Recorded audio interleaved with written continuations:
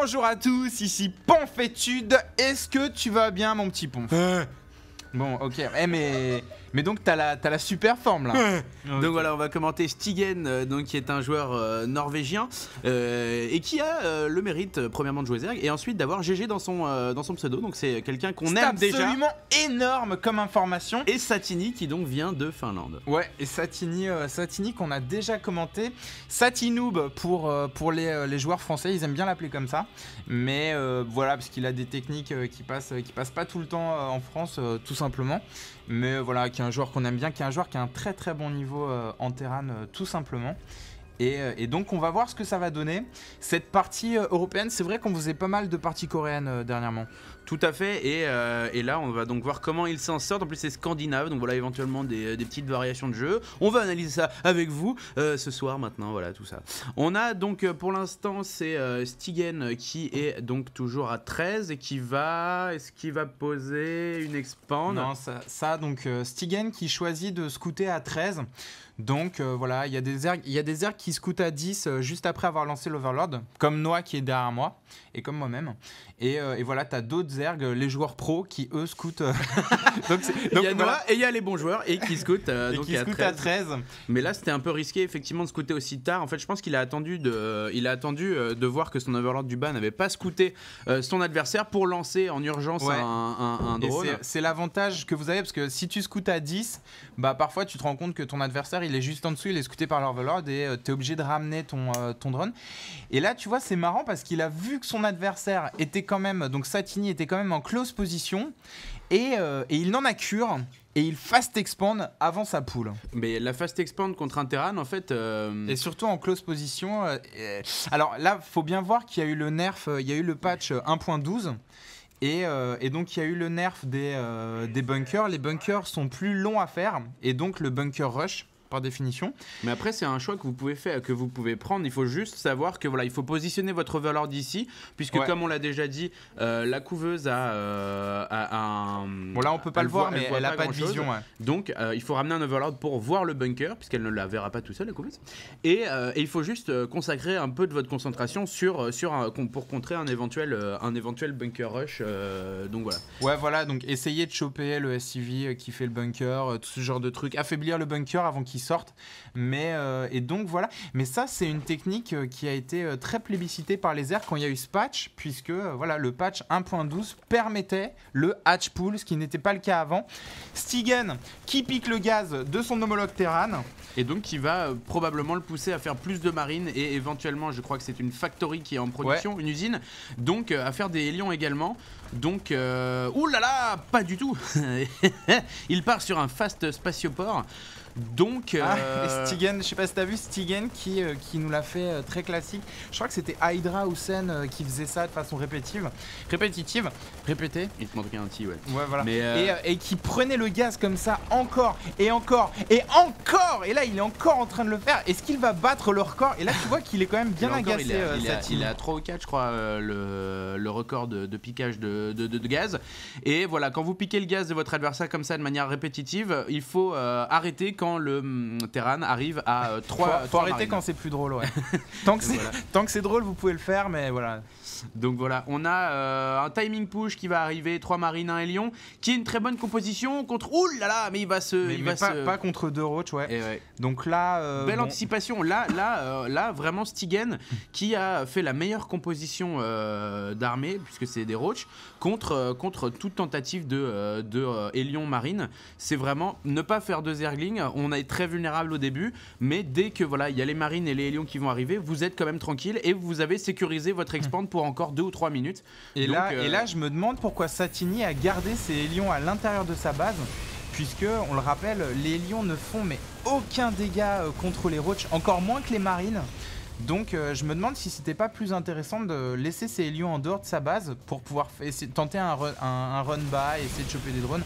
Bref. Oh là là, le SCV un peu présomptueux qui essaye donc de venir poser un command center sous les yeux des roach, mais ils ne l'ont pas permis et c'est les roach qui, attention, il y a quelques marines, voilà, et il a pas perdu beaucoup de troupes pour l'instant Satini. Satini qui a dû perdre 2 marines pour l'instant contre 4 roach. Donc là, la balance vient clairement de s'inverser. L'avantage qu'avait pris Stigen en début de partie avec ses roach vient complètement de rebasculer de l'autre côté. Il y a une Banshee, il y a combien? Il y a une, il y a deux queens seulement et il y a quelques marines et il continue sur le roach. Il a pas vu la Banshee et c'est les lions qui arrivent, Ouais, toutes les unités de Satini qui sont en train de viser cette queen, mais très bonne micro de la part de Stigen qui survit et la deuxième queen qui va pouvoir s'affranchir de la Banshee, c'est magnifique. Stigen qui vient de repousser l'attaque de Satini. Et quand même beaucoup d'actions dans cette partie. Satini qui sécurise sa B2 avec un bunker et qui continue sur les Banshees. Il continue sur les Banshees car il a vu que donc son adversaire Satini était quand même commit sur les roach et il le verra plus tard sur les speedlings. Donc son ennemi à Satini pour l'instant c'est simplement 2 queens. S'il arrive à se débarrasser des queens, il pourrait vraiment prendre un gros avantage. On a vu cependant que Stigen avait lancé son bassin d'évolution pour faire des tourelles anti-air. Donc il y en a une qui est en train de se caler derrière. Ouais, Stigen qui a déjà, il a déjà 3 reines. Donc bon, il est pas vraiment menacé par ces Banshees. Et donc voilà, tranquillement il sécurise son expand. La Banshee de Satini qui arrive mais qui ne va pas pouvoir choper de Queen. Voilà, Stigen qui ramène et à juste titre. Par contre, c'est pas un super travail sur les tumeurs muqueuses, si je peux me permettre, un travail sur les tumeurs muqueuses. Puisque tu peux voir, il y a quand même pas beaucoup de creep devant sa base. Là on est quand même à 9 minutes de jeu. Et voilà, si c'était du Hydra ou du Sen ou du OGS cool, bon je pense qu'il y aurait déjà du creep jusqu'ici. Donc voilà, bon c'est peut-être pas sa spécialité le creep. Peut-être qu'il concentre, il concentre ses efforts sur quelque chose d'autre. On voit qu'il est en train vraiment de creeper là pour le coup avec donc ses overlords, toute sa base. Donc pour avoir une vraie vision, pour prévenir les drops, etc. Et lui permettre vraiment de circuler à l'aise, tel un patineur artistique. Scandinave tout ça. Donc voilà, on a les Banshees et des tanks qui sont en train d'être produits. Et on a quelques Roach Hydra. Donc ça c'est une bonne composition aussi contre les Terran. J'aimerais que Segling se transforme en Bailing, mais on ne peut pas tout avoir dans la vie. 3 Banshees, 3 Hydra. C'est les Hydra qui vont prendre, les Hydra qui se font trichot par les Banshees, les Hydra qui tombent et les Roach qui se retrouvent seuls, très seuls. Run by de Zergling par Stigen qui va essayer de choper des SCV et non, il a perdu beaucoup de troupes là, notre ami Stigen. Ouais, Stigen qui a pas fait une très bonne opération là-dessus. Satini qui s'en sort très bien, qui a perdu un peu de temps de minage, mais voilà, il a perdu aucune unité. Et là, ça commence à faire pas mal de Banshee. Et là, le risque que prend Stigen, c'est d'être véritablement contenu dans sa base. Puisque bon, je ne doute pas qu'il va avoir assez de temps pour faire des hydras pour se prémunir de la menace Banshee. Mais tu vois, il va pas pouvoir sortir de sa base. Et ça permet à Satini de prendre sa B3. Et Stigen qui est complètement à l'aveugle sur cette base, qui ne l'a pas vu. Donc Satini qui est véritablement en train de prendre l'ascendant sur cette partie grâce à ses Banshees. Et des Banshees non cloqués, donc voilà, c'est... il le tente, le changelin. Est-ce qu'il va se faire attraper par les Banshees? Et... jolie feinte. Non, c'est un marine, je comprends pas. C'est normal, je suis Terran, c'est un marine. Donc voilà, il l'a finalement spoté et voilà, donc Satini qui prend vraiment un gros map control contre un Zerg, alors que c'est pas forcément évident, avec ses lions, avec ses Banshees. Vous voyez qu'il est en train de patrouiller sur... Ouais, il check en fait si Stigen n'a pas planqué d'expand, et c'est là qu'on voit la qualité de ce joueur. Il veut vraiment être sûr qu'il est en train de prendre l'ascendant économique, qu'il a bien une base d'avance sur son adversaire Zerg. Et une base d'avance sur un Zerg, c'est presque la victoire. Donc Stigen, il n'y a pas grand chose qu'il pourrait faire. D'ailleurs, tu vois, il ne fait plus rien. Donc, à part des tumeurs muqueuses. Et donc voilà, bon, est-ce que ça va suffire? Roach Hydra, c'est pas évident. De son côté, voilà, on va avoir des temps comme mode siège chez Satini, donc bon, c'est... J'ai l'impression que c'est kiff-kiff au niveau de la compo d'armée. Là, pour l'instant, c'est à peu près kiff-kiff. Mais au niveau économique, je suppute que voilà, le Terran est quand même loin devant avec ses 3 expands, en plus ses 3 stations orbitales, donc ça lui fait beaucoup de mules. Donc il peut vraiment miner beaucoup plus que son adversaire. Voilà. Ouais.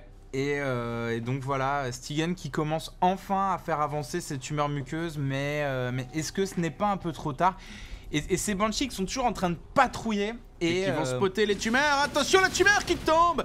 Et l'Hydra aussi, l'Hydra un tout petit peu aventurier comme ça, qui vient de se faire percer la face. Et Stygen, Stygen qui là pour l'instant j'ai l'impression qu'il subit le jeu de son adversaire. Hein. Là il est...